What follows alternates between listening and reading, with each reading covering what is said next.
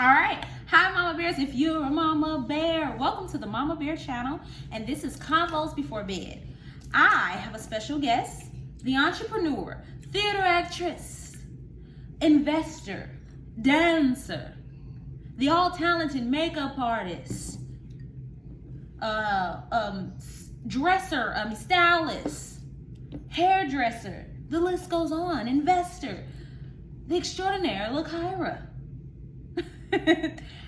Hi, Mama Bears. This is my first little bear. Yes, her first little bear, and I will always be her first little bear. Okay, so clink, clink, Kata. So, clink, we have our little... Mike, you're not supposed to call me Kata on the internet. Sorry. Okay, so we're having convos before bed. So I just kind of wanted to have this so that, other little kids just kind of see what's in the mind of a kid and parent and, our relationship. People can see our relationship. So, because my channel's called Mama Bear, y'all need to see me being a mama and see my relationship between my pumpkin and I. So, I have a couple questions for you, a couple topics, Kata. So, you've had a lot of change going on this year. Since your life has been a whirlwind, it's been a lot of changes in your life, and so we want to see how you're coping with it, and I just want to discuss it with you. So we're going to talk about how you're homeschooling, how you've changed during that, how you've changed location, how that's been, your transition with that, and also we want to talk about stuff that you have coming up, right? All right. So I want to first talk about your transition in moving. Okay, as a 10-year-old, you moved in the middle of 4th grade, right? 5th grade. 5th grade. No, 4th grade. No.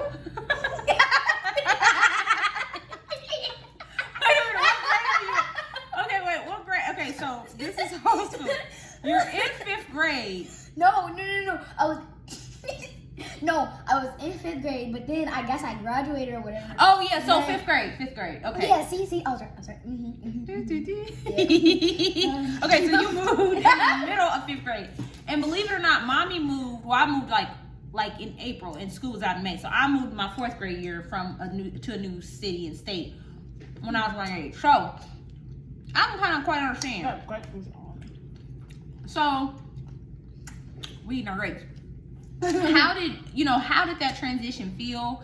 Are you excited? Were you excited to leave in the middle of school year? Was that devastating? How was that for you? Let me just rephrase this. Mm-hmm. I was very excited to leave. Talk school. louder. Okay, sorry. I was very excited to leave school. Uh-huh. I mean, my teacher, she was so sweet. She's a darling. Miss Katie is a darling. Mm-hmm. She was very sweet. She's very sweet. But the kids... the drama, oh my god. Some of the stories you would tell me, I was like, listen, y'all. Let me tell y'all, my daughter, the stories she tell me them kids talking about, which I'm sure kids my age, I just don't remember. So how do you feel from transitioning from that to going to homeschool? Was that good or was that bad? I mean, I've been on and off with homeschooling, so. So it wasn't what a big deal? No, I really didn't care because I was homeschooled, and then I was going back to school. I was homeschooled, I was going back to school, and then it's almost like I did a gap year, basically, or a gap month or whatever. And they told me I was going to school, and I bawled my eyes out. And then my auntie bribed me with new shoes, and I was fine. When you went back to school after COVID? Yeah. Ooh. Now, mind you, you did ask me to go back to school after COVID because you were like bored when I had the daycare. Oh, I did ask you to go. And then you kind of like changed your mind. She was like devastated after. The first day, because I didn't know how to turn my phone off, and she was like, "Why did you turn your phone off?" Yeah. You turn your phone off? And her 4th grade teacher was a little harder on her. She was mean. She was rude. She was mean. She wasn't a little harsh, Mom. She was very harsh. Okay. She made me cry because I didn't know how to turn my phone off, and she didn't believe me. You said you turned the phone off, and you didn't turn it off. You did not turn that phone off. And I had to talk to her about it. But I felt like at that time, I think at the end of the school year, I ended up thanking her 4th grade teacher because I felt like at that time, KK feels like I'm paying for that. But I felt like at that time that she needed that. Okay, so when COVID happened in 2020, But No. that was your first time trying homeschool. So KK did private school, then she did public, and then she did Public couple school changed my whole mindset. Yeah, then she went private. So I mean, then you went to homeschool. But Yeah, COVID happened, and she was on the computer, and I went in there. I still remember that one time. Wait, I'm gonna tell the story when. Okay, so I had a daycare in my basement before we decided to change our whole life and start completely over. Little butterflies. A Little Butterflies daycare. Oh, my babies. And so she was being it was COVID, and so she had to be on the computer because it was COVID. I go upstairs to check on home chick. All I hear when I walk in there, she is knocked out. First of all the kids start. Like the teacher's like, "Yay, she woke up!" Because when she woke up, she's like, "I'm like, KK." She's like, "Huh?" And all the kids are like, and then the teacher and all the kids on the class and the little Zoom, they're like, "Yay, she woke up!" They start clapping, and I was on the Lord dying. But that's when I kind of knew, like, this is not working because she's not learning the thing. I mean, she's just, this is not working. I mean, I would try to make it as fun as possible. Like, come whatever assignment they had, we would try to make it creative and fun. But it just, And that wasn't the first time I fell asleep. Exactly. It wasn't serving us. So I decided to say, okay, we're just going to homeschool, even though I have my daycare. So I decided to homeschool, and she just kind of helps me with my daycare, and we homeschool. Well, I think maybe I didn't have enough time to, like, have enough attention with her, or to set up her curriculum, or even focus more on your social life. I think was more what it was, is that I didn't have enough time for social life. Mm-hmm. So she was like, "Can she go back to school?" Then she was crying about it after I set up school. But anyway, then she ended up going back to school. So she went back to school, and then we decided, hey, and you went back to school during fourth grade, the middle of fourth grade. She went back to school. Teacher, I felt that at that time, because she was homeschooled, she was up under mama, and she's my oldest child. Maybe I was babying her, I don't know, but I felt like she needed that kick. Like, you are growing up, you need to be working independently. You don't need mama by your side helping you with all your work. Mom. You all right? And anyway, I felt like she needed that, so I thanked her teacher, because it was like she pushed her to grow up a little bit. Because it's like, chick, learn how to turn off your phone. Okay, you got a phone, learn how to turn the volume off. You said you turned it off. I did say I turned it off. I don't know how to turn it off. And that iPhone, you push a little button. But anyway, so I felt like that teacher gave her that little kick, that little nudge to say, you're not a baby, you need to grow up. And I felt that's what that teacher did. Then your fifth grade teacher was super duper sweet. She was sweet as pie, kind. And by that time, I learned how to speak up. Yeah. And that's something you had to learn how to do. And then after that, then we decided we moved, and we had to do homeschooling. So what's been the best part of homeschooling this time around? Mm-hmm. Now that, and I had time to, we done a lot of stuff with your social life and different things. It's definitely a lot funner. It's definitely a lot funner because it's not like boring anymore. Mm-hmm. It's actually fun, and I actually get breaks, because when I thought of homeschool, I thought, oh, I'm not gonna get breaks. I'm gonna be slaving away all day. But I mean, you're not that type of person. So. Yeah, I'm not. I still remember in second grade. Woo, Miss Ruskin. Oh. Okay, stop name dropping. This is going on the internet. I forgot about that. Okay. Sorry, any teachers involved. Y'all are wonderful. Yes, you are. Maybe I don't know y'all like that. Y'all might be. I don't know. I tried to come up there, but no, Taylor. Y'all, this is supposed to be serious and in depth. But this one here is over here dying of laughter. No, she was trying to be serious. She was mad at us because the sub, he said, he started cussing. Mm-hmm. He got mad at us. He started cussing. Mm-hmm. And then all the other kids, they was being so rude to the sub after that. I was a sub this year. These kids are mad. And the sub left the teacher a note. She was reading it, and she was so mad. She started yelling at us, and she was leaning. You know when you lean back and forth in your chair? She was leaning back and forth in the chair, and she fell, and then she tells me this story, literally. I've heard it 100 times. I've heard it from her friends. That was like the highlight of their little fourth grade, second grade life. Oh my God, I'm crying right now. I've heard it 100 times. And the whole class smelled like burritos.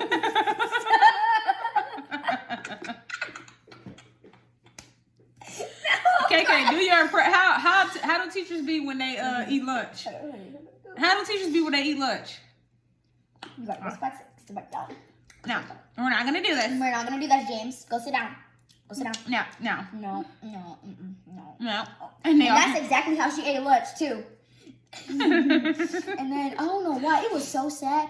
Her dad, she's like literally like busted out crying in the classroom. And her dad, because her dad, he had a seizure. Mm-hmm. And why did you go so serious? Wait. Just let me finish. And this one kid in the like he was way back, and he was dying of laughter, and I was sitting right next to him. I was like, "That's not funny," and that's not funny. And like he started laughing, and his friend started laughing, and when other people laugh, I start laughing. And I was really trying to hold back my laughter, even though I knew it was, wait. I know it was so sad. It was really sad, and I felt so bad for her. I wanted to go give her a hug. So why didn't you? Because, I don't know, I just didn't give her a hug. But it was sad. It was really sad. And she was like, I want you guys to be easy on me, okay? Just be easy on me. I loved her. I thought she was sweet. You know, I went on a field trip with y'all. Yeah. I think she was just a little... You know, I think as you get older and you're still teaching with these younger, it's kind of like you don't understand them as much. Yeah. You know? She was, I don't know, she was not a bad teacher. I still remember when I got so scared because I got caught on my first exam day. I got caught cheating because I didn't know the answer. Yeah, I think to the ad problem. So I got caught, my first time getting caught cheating when I was in like first grade. It was the word girl. It was a spelling test, and I could not remember how to spell girl, and I wrote that puppy down, and I cheated. I don't know if I got caught or not, but I remember cheating. I got so scared because I was like, oh boy, I cheated. What if my mom finds out? And then I remember I would literally play that lady because, so on our spelling test, I would never study for the spelling test. And she would make us turn, she would make us turn in a little spelling list. Uh-huh. I would play that lady. She would sit us around places. I would have my spelling test looking down. Kata! Every Friday. And here I probably thought you was just doing something. You know, you spelled it to you. Was cheating up a storm. No. But like the last Friday I was there, I was like, okay, I forgot my list the 2 days for 2 Fridays. Uh-huh. And I was like, okay, you should know these words. You practice this time. And I actually practiced, and I was like, I got a few right. Okay. Okay. But I was like, I don't need to cheat. You don't need to cheat. But I wanted to get that easy A. I wanted to get that easy check. But when you cheat, you don't learn. And so now here you are practicing extra hard. Like, okay, Mom, I need to spell. I rely too much on Google to spell stuff.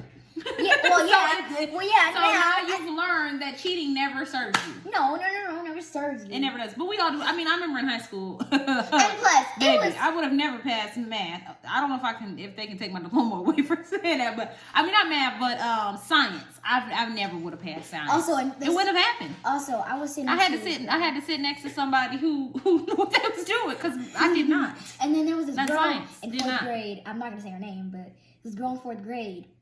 And I would bribe that lady. I would give her gum. I would give her... To do what? To help me with the division problems. Because I didn't know division. I would have literally bribed that lady. And that's why... I would give her money. I would bribe that lady. This is why I think it was important for us to homeschool. Because I know my child. And I know that she needs sometimes extra attention on certain subjects. And the teacher would never pay attention to me. She would just say... I think that she needed that extra hand, and like now I think I can get on the out school and get you a tutor. I can help you. I can sit down with you. We can give you the problems over and over and over. Like division problems, I give you the same ones over and over until I know that you get it. We don't have to move on. No. Like there's no. So I did substituting for a while in this past school year, and they have to testing the dang state testing. Oh, that was.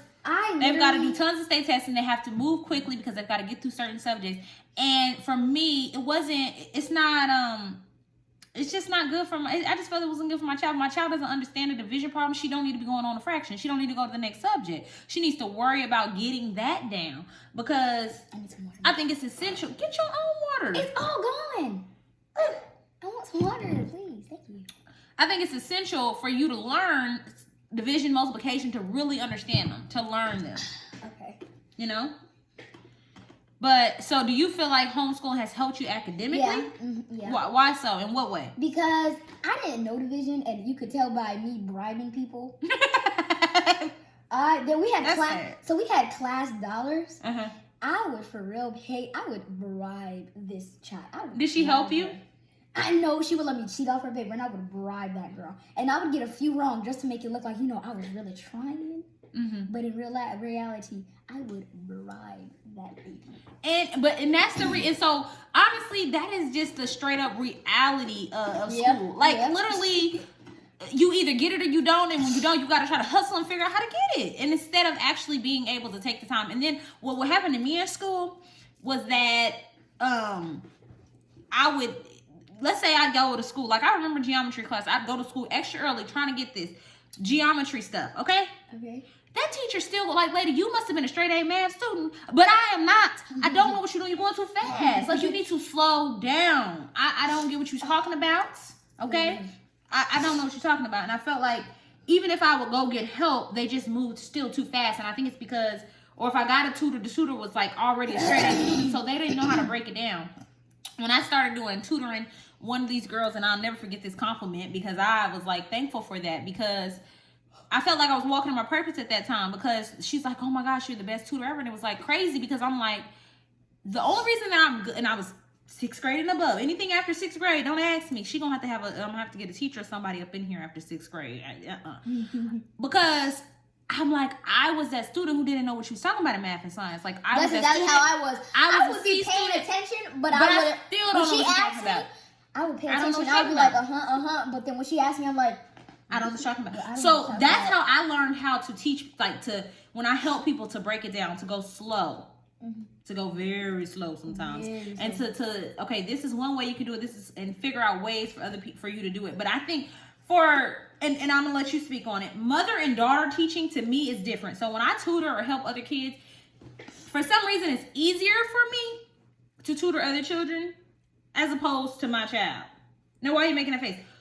What do you feel? Do you feel that mommy breaks? Do you feel that I break down stuff to you well, or do you feel that it's like, okay, I get frustrated? How do you feel? Like, for real? I mean, it's not hard.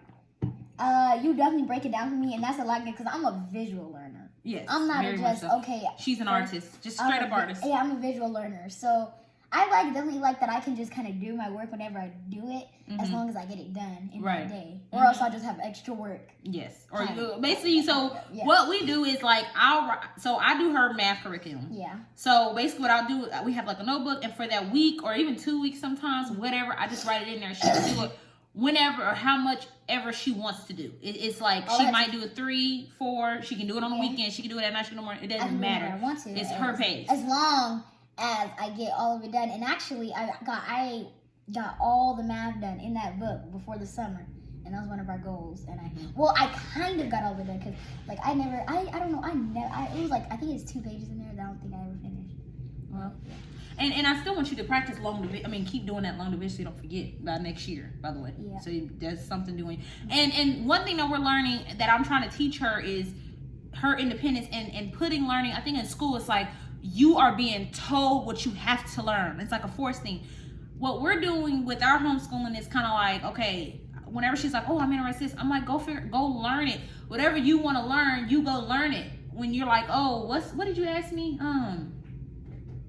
I don't know. You asked me a question about something. I'm like, go read about it. Go learn about it on your own. And I'm like, when we go to the store, we would go to the dollar store runs. They would get their cash. You and Lake can learn how to deal with money, interacting with people, everyday life things. And I'm like, learn long division, multiplication. Those are the basics. And I think we both got an understanding that that's what we need to learn. Fractions, when we cook, stuff like that. Go ahead. And honestly, I don't think public school is that bad. I just think the worst part about it is the state testing. It's the level. So in my class, it was like this board. It'll be a 5, a 4, a 3, and a 2.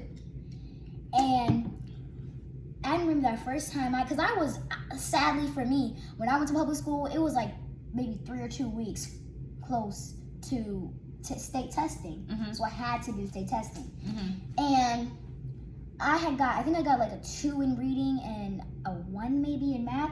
And I feel like it's like you're good at this and you are really bad at this. Like, I think that's how it made me personally feel, because it's like they're rating. It's like you're rating their smartness. It's gonna make me look. Okay, yeah. Your smartness is like you're telling me my level of intelligence. You're telling me my level of smartness. Are you gonna cry?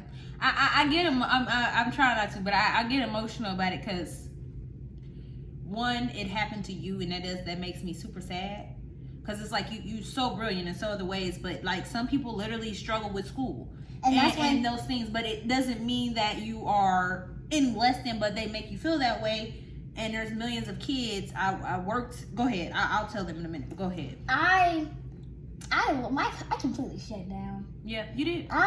Learning became not fun to her anymore. It was like a chore. Torn because it was like a chore because I was like, oh, they're right. I'm not that smart. I don't know how to read. I don't know how to do math. I'm not smart. That's basically, and I just shut down, and I was like, they're right. And I just kind of, I didn't even take like a chance. I just like, I guess it just is what it is. And it really became like a chore to me because I really underestimated myself, and I let that get to my head. I let them get to my head, and for a really long time, I completely shut down my I shut down all of it, and I really tried to study, but as long as I did, I just couldn't focus. I just couldn't stare at a math paper. And on the computer though. I couldn't stare. I know my child, and you don't like to sit on, and for one time, so she took a test one time, she didn't have her glasses on, and then she scored like a level way higher when she had her glasses on. So that was one thing too, is that sometimes you wouldn't have your glasses. But the other thing is like, it's just that, it took away your spirit, because learning is supposed to be fun. Like, if you love a topic, like this chick knows she went through a stage of like obsession with reptiles. When I tell you she could tell you everything about a reptile there is to tell you about one. She knows animals. We go trap different frog. We go trapping and do all this kind of stuff. Like, she knows about animals. She's like, when we go to our reptile shows, she's like spewing out all this stuff, and I'm like, that's my child. But then you sit in front of this computer screen, and then they have you feeling like you're a complete dummy. Yeah, like, I don't know anything. And that's what I felt like. I felt like I was just stupid. I literally felt like I was retarded. Like I'm retarded. Yes. I felt like I was retarded. And I think it's so sad, because it's like, no. How about, one, I learn things that I like to learn, and how about you tailor learning to me, to what works for me? And so public school, not that I'm trying to knock it, I know it is what it is, but for us, public school is one of those things where it's one size fits all. Yeah. And it's like, this is what the curriculum is, and if you don't get it, you ain't on this. It's like, but that's not life. And I remember that's literally like as I start my new career, I know nothing, and I have to literally learn and make those mistakes, and school doesn't give you that opportunity. I still remember when we went through that stage where I was like, let's just go back to third grade. Yeah, let's go back to third grade. Or that was like was it third? It was like an option. I was thinking about making her stay behind. But I was so embarrassed, because that's when I really was like, they're gonna make me feel so like I'm gonna feel so dumb and stupid. And when we thought about that, I was like, my whole spirit changed. I wasn't as bright and as happy as I was, because I was literally like, you're dumb, you're stupid. Like, I completely shut down, because I felt like you're stupid. Like, you don't. So how do you feel? What's your purpose on? Like, I literally felt like my purpose on life was just nothing, and I literally wanted to disappear, because I had no purpose in life. That's what I felt like. How do you feel now then? Like, how that you transitioned out of that, and how do you feel now? I'm not looking at it. And when did that change? It changed when, it took a while for me to really get my spirit back, because I was completely broken down. I was like literally like a glass just shattered, and that's why I'm crying, because she's really mad. It was like I was in like literally a million. And these are things that I knew and I could see in my child. Like, and that's heartbreaking. And after that, people would really get to me. Like, I would let every single comment get to me, and I just became so rude and mean, and like. I changed my personality. I tried to really fit in with the people. Yeah, I remember so that way I tried to fit in with the people, and then it started, and it didn't stop until I kind of got in 5th grade, because in 4th grade, that's when I really tried to fit in with the people. And I felt like, if you don't show if you don't look a certain way, if you don't act a certain way, then you're not gonna fit in. You're not gonna fit in. You're not gonna be in the group. You're not gonna make friends. And I tried, and I did. I fit in. I wasn't myself. One thing, I love wearing I love wearing all this cute stuff. And when I got you was wearing sweatpants. When I seen everybody, I would literally, and also I was so embarrassed about my arms. I would wear jackets in 80 degrees. Like, I was show them your arm. This is my arm. She has eczema. I don't know if the camera can see it, but she's got eczema on her arms. And no one else, I don't think anybody else had. I was like, people are gonna make fun of you. People are gonna hate you. People are gonna think you're a lizard. People are gonna. I don't want to laugh at that, but that was good. Yeah, people are gonna make fun of you. People are gonna think you're contagious. People are gonna think. And I was like, if you don't wear a jacket, you're not gonna have any friends. People are just gonna hate you, and they're gonna banish you from this town. They're gonna banish you, and they're gonna burn you, and I was all these thoughts. And going in mind my you, head. guys, this is from 2nd grade to 4th grade, right? Yes, 2nd grade to 4th grade. So this went on for about 2 years. Imagine all of this going on, and this is just not her. You know what I'm saying? Your kids, our kids, all of our little kids, and the fact that me are going through these things, and they're creating their own narrative and ideas about what they think. But they're placed in these schools with all these judgmental kids and kids from all kind of different backgrounds and homes and saying all these things about them. And some kids don't even have that outlet. Like, I could see it in you, and we kind of try to work through it, but you would come home and tell me a lot of stuff, but some kids don't even have parents to notice that or say, or parents gotta. So it is a lot that our children go through, you know. But go ahead. I didn't want to cut you off, but. My talk show, and yeah, you're taking up all my talk show. I was kidding. Go ahead. And I'm almost out of water. Yeah, that changed my whole spirit. It really changed my whole spirit. And I'm not gonna lie, I was depressed in that moment because the fact that in 2nd grade I was bad, and I really wasn't. I'm not a bad kid, but I would have. Which is great because I didn't get any call. When I would really remember in 2nd grade. I guess when we went to parent-teacher conference, some stuff. And second, but that was the only reason it made me act bad because I was really trying to fit in, and I honestly. And there was one girl in particular that me and her teacher had kind of chatted about that. I remember, I remember there was this girl. I'm not gonna say her name. I bullied her, and honestly, I really want to be friends with. I bullied her because I was trying to fit in with this girl I was trying to be friends with, and she was kind of like a bully, maybe. Yes. And yes, she was a bully. I didn't like her. But no. Yeah, my mom, I didn't like her, and I really wanted to be friends with her, and I was like, you have to show this kind of narrative, and so I made fun of this girl. I remember I pulled her chair and she was trying to sit down. I wrote rude. I did that in 1st grade. There was a note. I wrote a note about her called her the B word. I was just brutal to this girl, and I was so rude to her. I hit her in the head with a pencil. I was so mean to her. I was so mean to her. No, it's not funny. It's not funny. But in 4th grade, me and her made up, and I apologized to her. And we were friends. You got to tell me who this? Oh yeah, okay. And when I was 4th grade, I apologized to her, and we became really good friends. Also in 5th grade, because I felt so bad of how I was treating that girl, because I was so rude to her. Yeah. And when it's like... I don't know, to look at the camera or the cake. Camera cake.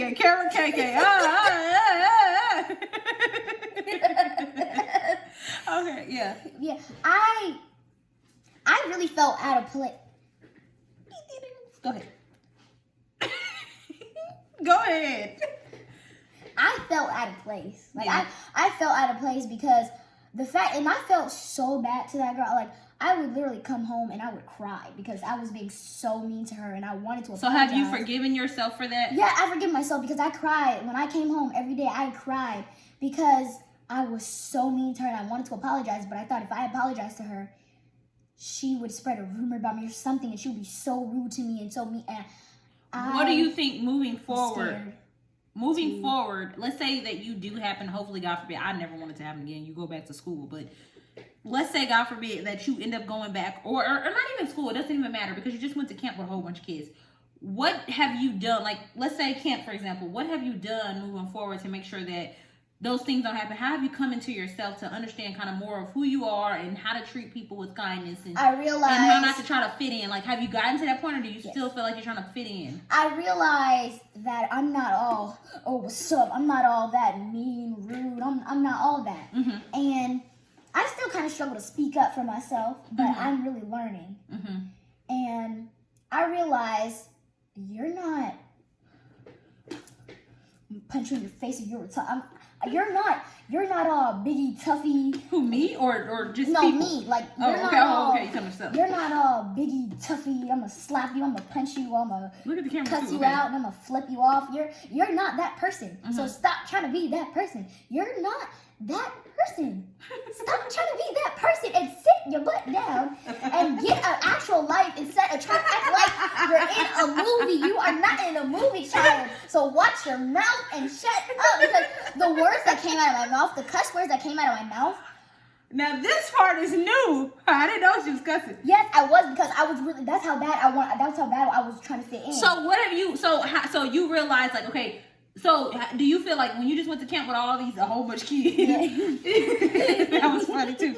Do you feel like you were yourself, or do you still feel like you were kind of trying to be someone? I was myself, and also. And I can honestly tell from the friends that you chose there. I can tell, like, I can always friends. In like 5th grade, I could tell from the friends that you hang with. Yeah. So I think when they say birds of a feather flock together, I can tell by the friends when you're being yourself. Yeah. Like, I know, like you said, you're not when you're trying to be around Biggie Tuffy or these really popular. Yeah, I'm like that ain't. I'll be like, I'm like, that ain't your friend.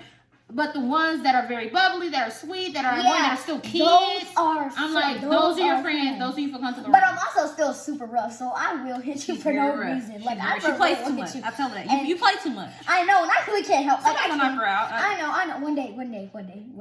But and I kind of. I don't know. I do change, and I do still struggle to, like, take my jacket off, and I do still struggle to wear short sleeves. I still struggle with that, but I've learned it's okay. Who cares what they think? Yeah, and because don't worry about that. And one thing is that everyone has their own insecurities. Yeah, everybody there has something on them. And remember what I told you, and you can see how broken you were when you were being mean to her, your friend at school. Yeah, I was. You were so broken inside, so you were putting that on other, and that's what. So if you're around someone who's being mean and talking, you got to remember that they're broken inside, and that's when your faith come in. God, please protect them and cover them, because they got something going on. Because you know it ain't you.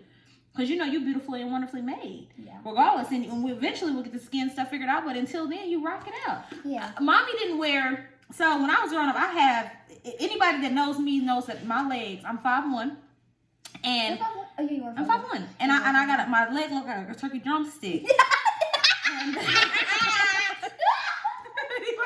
That wasn't even that funny. Why are you laughing? But anyway, anybody that knows me knows that my legs are short and, like, just chunky. You know, some people love it and some people don't. That's whatever. She a short girl. But I never wore shirts. I just never wore shorts. I just wouldn't do it because I was like, these legs. Even when and it's crazy because it's in your head. It's crazy because I would have been really. I was probably small, shaped like this.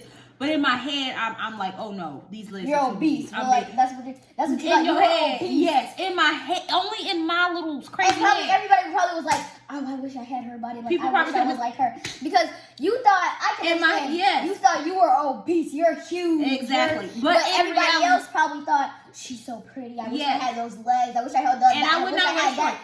But now, I don't play into those insecurities. And so I pray that you come to the realization and acceptance of your body. You know, I can't force you to do that or anything like that, but I pray that you come into it earlier than me, because and honestly, it's all in our head. And what's on the outside, it's just on the outside. It's literally what's about on the inside. It's about your spiritual maturity, your level with God, and your understanding, because your outside is just your outside.